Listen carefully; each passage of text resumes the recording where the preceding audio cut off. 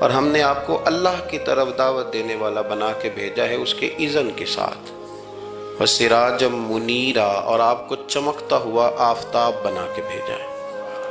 دنیا کے اندر انسان میں جو چیز اسے رغبت دیتی ہے، جو اس کو عمل پر ابھارتی ہے، وہ اس کا عقیدہ اور اس کی سوچ ہوتی ہے۔ انسان کے جو افکار ہوتے ہیں نا، جو اس کی سوچیں ہوتی ہیں، وہ اس کے عمل کو مرتب کرتی ہیں۔ انسان کا جس طرح کا نظریہ ہوتا ہے، پھر وہ زندگی میں عمل بھی اسی طرح کے کرتا ہے، لوگوں کے بیچ رہ کے وہ وقت بھی اسی طرح ہی گزارتا ہے۔ قریش مکہ اور حضور سید عالم صلی اللہ تعالیٰ علیہ وسلم سے جو پہلے کے لوگ تھے، ان کے افکار بہت ساری خرابیوں کا شکار ہو گئے تھے، فکری کمزوریاں پیدا ہو گئی تھی، مختلف قسم کی اوہام پرستی کا وہ شکار تھے، توہمات میں الجھ گئے تھے۔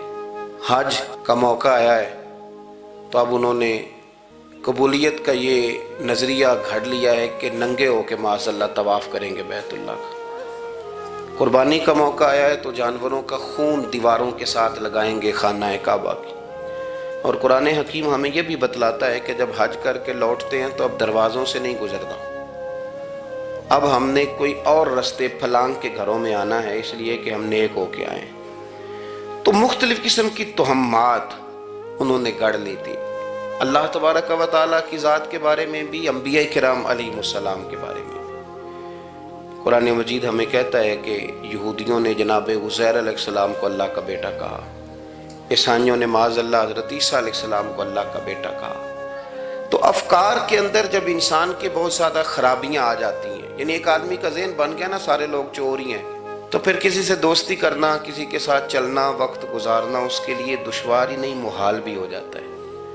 اور اگر انسان محسوس کرنے لگتا ہے نا کہ یار نہیں ایسا نہیں ہے، یہ میرے رسول کریم کی امت ہے، اور حضور علیہ السلام نے فرمایا میری امت کبھی گمراہی پر جمع نہیں ہوگی، تو امت میں خیر ہے، ہمیں خیر کو تلاش کرنا چاہیے۔ پھر انسان آہستہ آہستہ نرم ہونے لگتا ہے، لوگوں کو گنجائش دینے لگتا ہے، اور ان کی باتوں کو، ان کی کمزوریوں پر وہ استدلال کرتا ہے کہ یہاں کمزور پڑ گئے ہوں گے، یہاں یہ مسئلہ ہو گیا ہوگا۔ وہ کسی نے کہا تھا کہ جانے کس عمر میں جائے گی یہ عادت میری، روٹھنا اس سے تو اوروں سے الجھتے پھرنا۔ کئی دفعہ یوں بھی ہوتا ہے۔ تو ہمارے ہاں افکار میں اگر حسن رہے، تازگی رہے، خوبصورتی رہے، اب بھی کچھ لوگ ایسے ہیں جو اعتدال کا رستہ چھوڑ جاتے ہیں۔ صوفیاء کی جماعت میں جب سے ملنگوں نے قدم رکھا ہے، اور بہت سارے ایسے لوگ جو کہتے ہیں کہ نہیں تمہیں نہیں پتہ بات معرفت کی ہے،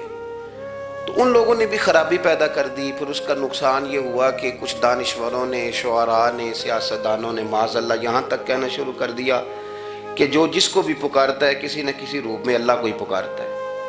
افکار میلے کر دیے، بھئی اگر جس کو بھی جو پکارا جا رہا تھا تو وہ معاذ اللہ اللہ کو ہی پکارا جا رہا تھا، جس کے سامنے جو جھکتا تھا تو کوئی نہ کوئی اس کے ہاں توحید پائی ہی جاتی تھی، تو پھر اللہ کے رسول بتوں کے خلاف کیوں جہاد کرتے رہے؟ پھر لا الہ الا اللہ کا کیا معنی ہوا؟ تو ایک تو وہ طبقہ آیا، پھر ایک الحاد اور بے دینی کا رویہ کچھ لوگوں نے یہ بھی اختیار کیا کہ معاذ اللہ انہوں نے مسبب الاسباب کی بجائے لوگوں کو اسباب پر زیادہ توکل کرنے کا معاذ اللہ درس دیا۔ دعاؤں سے کام نہیں چلتا، خالی نعروں سے بات نہیں بنتی۔ اس کو یہاں تک لے گئے کہ اگر آج انہیں حضور کا کوئی معجزہ بتایا جائے، کسی کرامت کی بات کی جائے، اللہ تبارک و تعالیٰ کی طرف سے عطا کردہ کسی انہونی ایسی بات میں جس میں خالصتاً قدرت الہی کا دخل ہو، تو ان لوگوں کے لیے ماننا مشکل ہو جاتا ہے، کیونکہ انہوں نے زور ہی اس بات پہ دے دیا ہے۔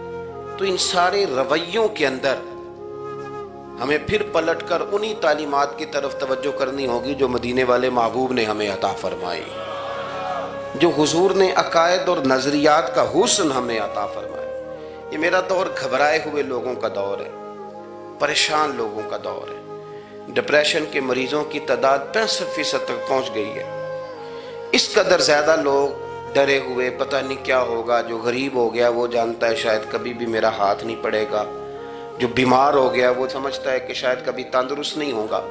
تو کمزوری آ گئی اور تیزی کے ساتھ آئی۔ टीवी पे बैठे लोगों ने भी कमजोर किया। फिर एक तावीज़ धागे वाले थे, उन्होंने भी कह दिया तेनू किसी ने कुछ किया है।